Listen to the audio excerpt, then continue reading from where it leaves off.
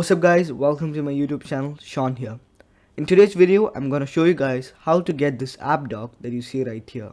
To do that, we'll first open a web browser and we'll type in RocketDock.com and then we'll click enter. And then we'll get to this website. And then when we scroll more down, we'll see RocketDock and then we'll download it. And then once it's downloaded, you guys can install it and then you're ready to go. Once you've downloaded and installed RocketDock, you get this app dock on your screen, and now you can start by adding your own icon. So I've added Firefox, VLC Media Player, and the RocketDock application. So you can add more. So if you want, you can add this Microsoft Edge, and then you can use it. So and then there's already some pre-installed icons like this PC, network, documents, music, pictures, and all.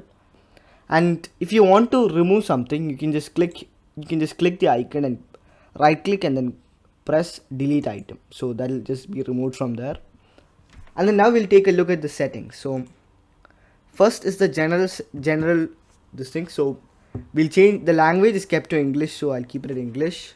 And then there are some more settings which we can tick run at startup, and then running applications indicator. So you can see this small black arrow right here. You can see that when it's running.